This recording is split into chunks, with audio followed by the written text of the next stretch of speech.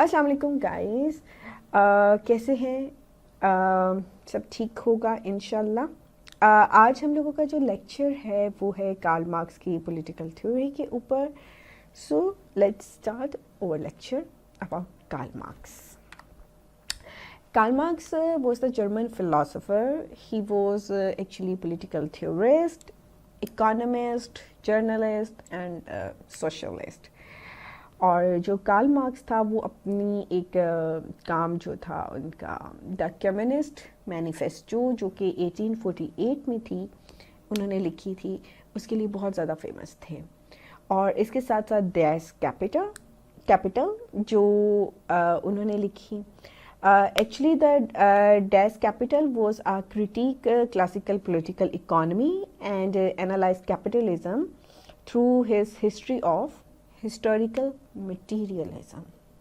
So, जो Karl Marx थे वो जिस वजह से वो फेमस थे, number 1 is the communist manifesto, number 2 is the Das capital, number 3 is the historical materialism and dialectic materialism. ये जो 3-4 चीज़ें थी इनकी वजह से जो कार्ल मार्क्स थे वो बहुत जाने गए. You can say the father of communism is definitely Karl Marx, right. इसके अलावा वो सोशोलॉजिस्ट भी थे, पॉलिटिकल थ्योरिस्ट भी थे, इकोनॉमिस्ट भी थे एंड जर्नलिस्ट भी थे. सो डेवलपमेंट ऑफ सोसाइटीज़, हम लोग पिछले लेक्चर्स में ये चीज़ डिस्कस कर चुके हैं कि सोसाइटीज़ क्या होती हैं, कम्युनिटीज़ क्या होती हैं. सोसाइटीज़ और कम्युनिटीज़ का डिफरेंस भी हम लोग देख चुके हैं पिछले लेक्चर्स में.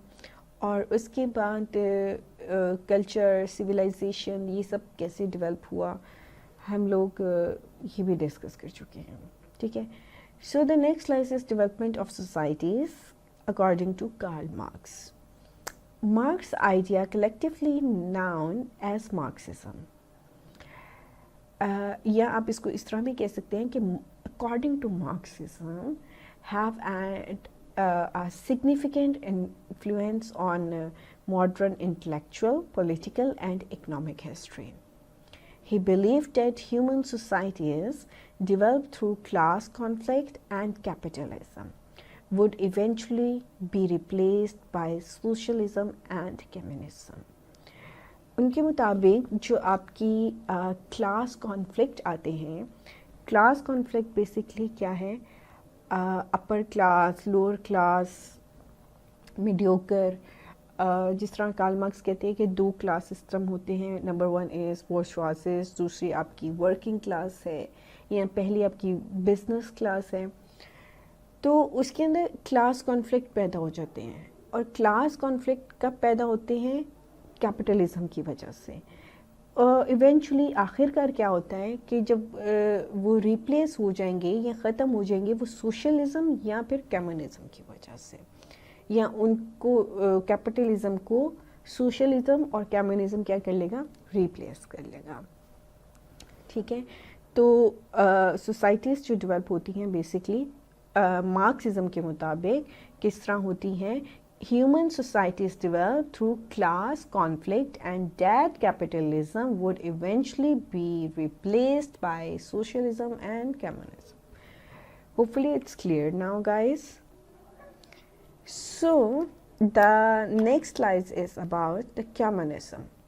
Communism is a political and economic ideology that seeks to establish a classes, stateless society where the means of production such as factories, land and resources are owned collectively by people rather than by individuals or corporations.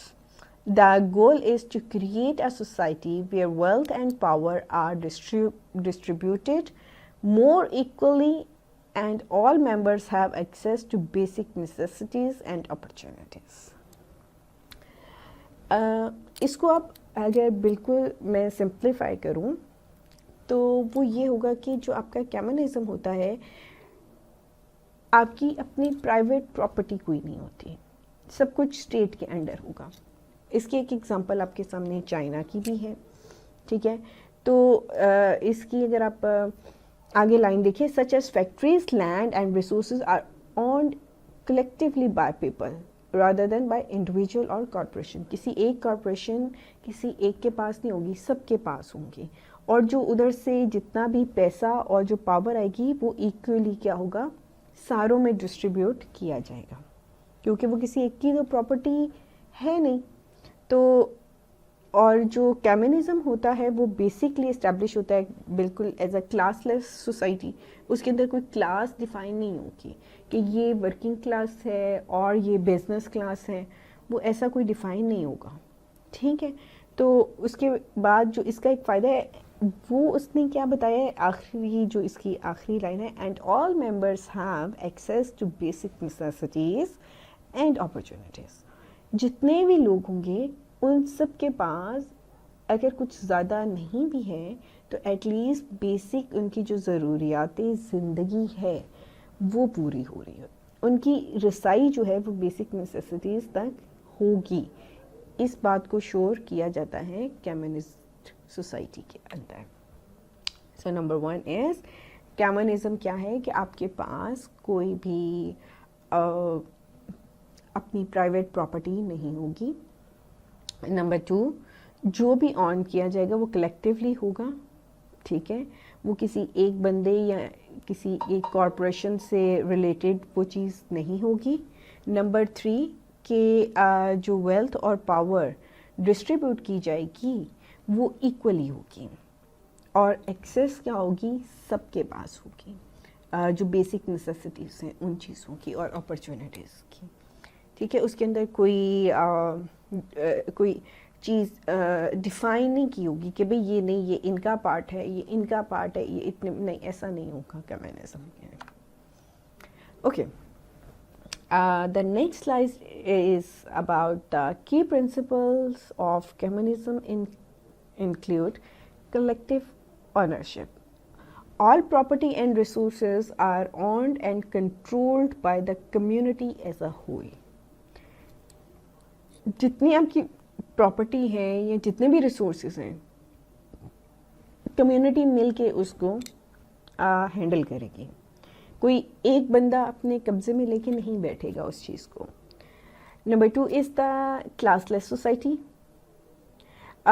social classes and the establishment of equal rights and opportunities for everyone. Classless का मतलब यही है कि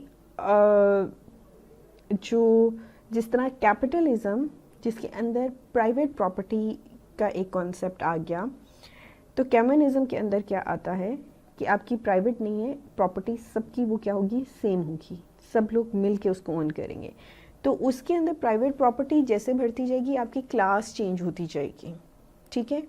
तो इसके अंदर क्या है, क्लासलेस सोसाइटी है ना, ठीक है। उसके अंदर क्या होगी, अपॉर्चुनिटीज़ का राइट क्या होगा, सबके पास सेम होगा, और वो क्लासलेस होगी, सब इक्वली ट्रीट किए जाएंगे। Number 3 is central planning. Economic planning is centralised and managed by the government or collective body to ensure that production meets the need of the society.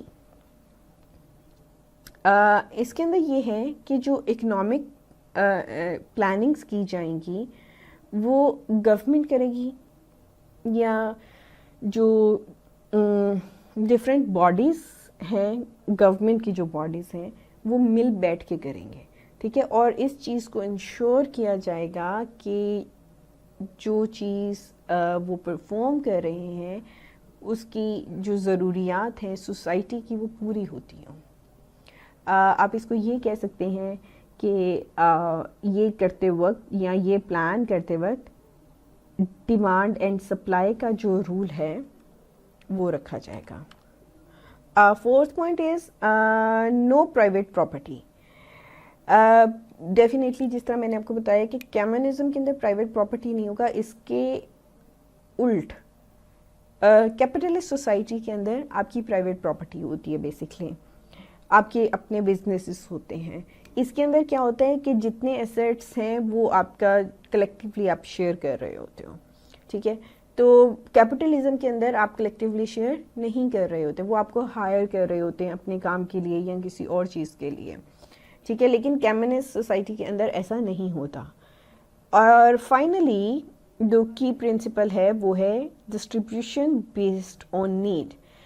Goods and services are distributed based on people's need rather than their ability to pay. Communism की एक ये बात अच्छी भी है और कुछ लोग इस पर क्रिटिक भी करते हैं कि जो सर्विसेज और जो गुड्स हैं वो डिस्ट्रीब्यूट जो चीज़ें हैं वो लोगों की ज़रूरियात के मुताबिक दी जाएंगी, उनकी पे करने की एबिलिटी के ऊपर नहीं. जबकि कैपिटलिज्म के अंदर आप देखो ये होगा कि जितना आप पे कर सकते हो उतनी फैसिलिटीज़ आप लोगों को जो हैं वो मिलती हैं या उससे ज़्यादा आप ले लेते हो. तो इसके अंदर ये होगा. लेकिन कुछ लोग क्रिटिक ये करते हैं कि कुछ लोग ज़्यादा भी कमा के दे सकते हैं, कुछ लोग कम कमा के दे रहे हैं, कुछ के वर्किंग आवर्स ज़्यादा हैं, कुछ के कम हैं, बट इक्वली डिस्ट्रीब्यूशन हो रही है जो कि ठीक नहीं है. जो लोग ज़्यादा काम करते हैं वो फिर डिज़र्व करते हैं कि उनको थोड़ा सा एक्स्ट्रा मिले. एनी हाउ ये एक और साइड पे फिर बात चली जाती है. But the key principle is कि goods and services distribute the distribution of the goods and services based on peoples need, right. So the next slide is the selecting visual aids. Capitalism is an economic system characterized by private ownership of the means of production, such as factories, land and resources, and the creation of goods and services for profit. It is based on principle of supply and demand, competition and individual initiative. Capitalism की ये definition अगर आप देखें तो ये communist society या communism के बिल्कुल ऑपोजिट है. इधर क्या आ रहा है? प्राइवेट ओनरशिप और प्रॉफिट बेस, ठीक है. और कम्युनिज्म बेसिकली क्या था? वो आपकी बेसिक नीड्स सबको मिल रही हैं. वो क्या कर रहा है कि सबको टारगेट कर रहा है कम्युनिज्म, और वहाँ पे प्राइवेट ओनरशिप नहीं है.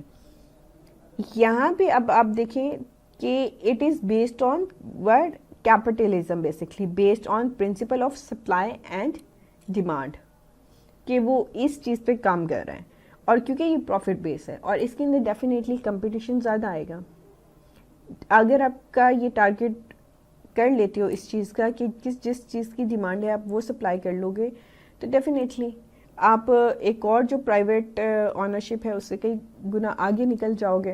तो ये जो कंपटीशन है बेसिकली इंडिविजुअल इनिशिएटिव का होता है. कोई एक बंदा बैठ के सोचता है, वो इस चीज़ को फिर लीड करता है और लेके चलता है क्योंकि उसकी प्राइवेट प्रॉपर्टी है. लेकिन कम्युनिज्म के अंदर ऐसा नहीं होता. उसके अंदर आपकी प्राइवेट प्रॉपर्टी नहीं होती. वो एक कम्युनिटी बेस्ड, पब्लिक बेस्ड या गवर्नमेंट लेवल के ऊपर पूरा का पूरा काम होता है. Key features of capitalism. Number one is private property. Individual and businesses have the right to own and control property and assets. उसके अंदर गवर्नमेंट या पब्लिक कंट्रोल कर रही होती है या उसकी गवर्नमेंट की जो आपकी बॉडीज़ हैं वो कंट्रोल कर रही होती है. इसके अंदर एक इंडिविजुअल कंट्रोल कर रहा है. Free market. Prices for goods and services are determined by supply and demand in a competitive market. तो अगेन ये बात हम लोग पहले डिस्कस कर चुके हैं कि डिमांड एंड सप्लाई या सप्लाई डिमांड क्या चीज़ है. The third point is the profit motive. The primary goal of business is to generate profit.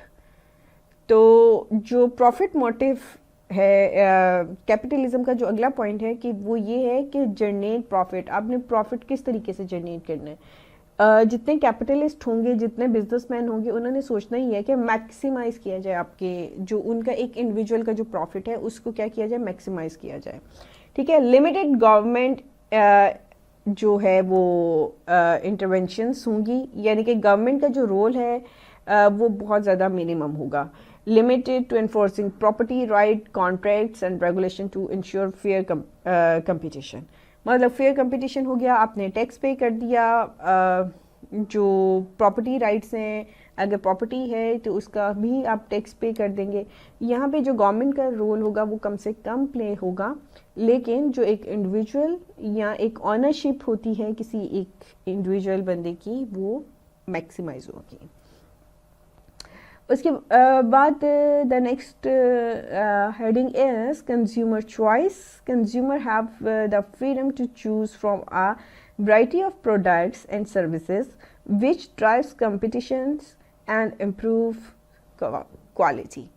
Definitely जो कंज्यूमर होता है उसकी चॉइस पे डिपेंड करता है कि उसकी चॉइस, ये आप इसको लिंक कर सकते हैं डिमांड एंड सप्लाई के साथ भी, या सप्लाई एंड डिमांड के साथ भी, कि कंज्यूमर की चॉइस क्या है, उसको चाहिए क्या, और वो चीज़ की क्वालिटी और क्वांटिटी दोनों को मद्देनज़र रख रहा है इस वक्त। ठीक है, तो उस लिहाज से उसको देखते हुए जो आप है अपना प्रॉफिट, या उस ज़रूरत को देखते हुए आप अपना प्रॉफिट जो है वो मैक्सिमाइज कर सकते हैं।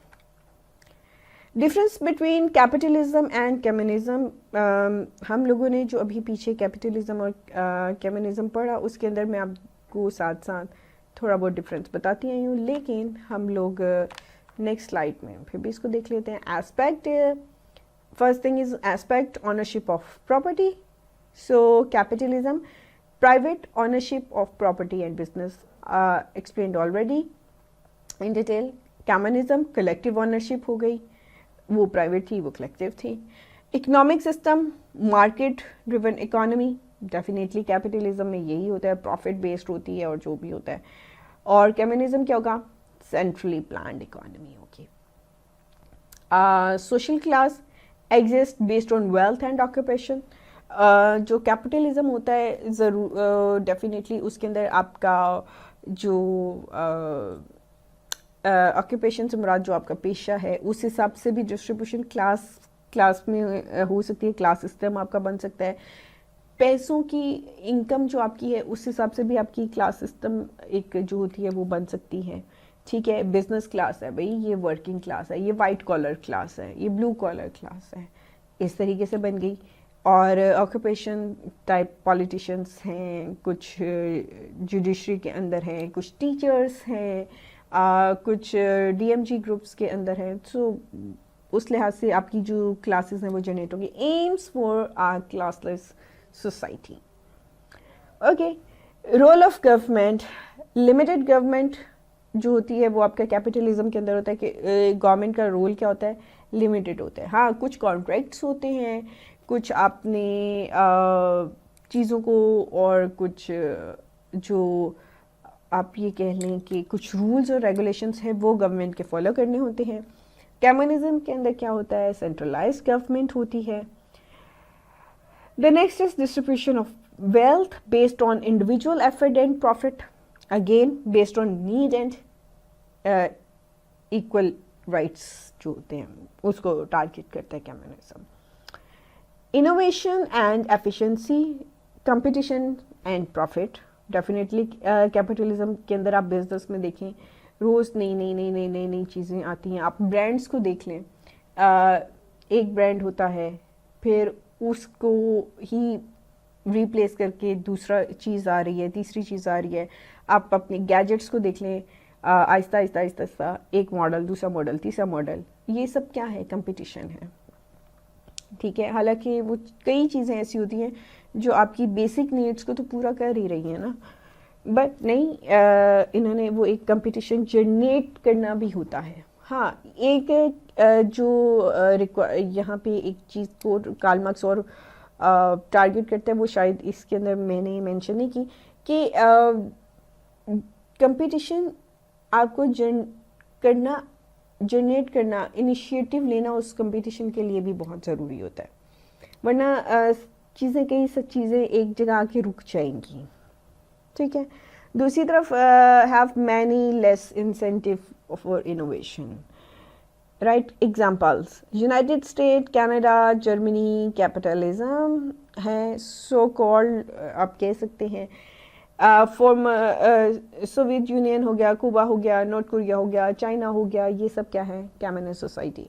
But according to Karl Marx कोई भी सोसाइटी ना तो प्योरली कम्युनिस्ट होती है ना तो प्योरली कैपिटलिस्ट होती है, बट होती है।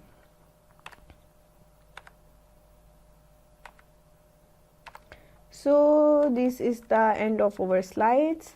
नंबर 1 इसको थोड़ा सा रिपीट कर लेते हैं। कार्ल मार्क्स, पहली बात ये कि वो एक जर्मन फिलासफर था। दूसरा जो जिस वजह से वो फेमस था, it was communist manifesto, Das Kapital, dialectic materialism, historical materialism और फादर ऑफ कम्युनिज्म भी इसको कहा जाता है। और एक और चीज़ के लिए बहुत फेमस है, क्रिटिक ऑफ कैपिटलिज्म। इसने कैपिटलिज्म के ऊपर डेफिनेटली क्रिटिक की थी क्लासिकल पॉलिटिकल इकोनॉमी पे।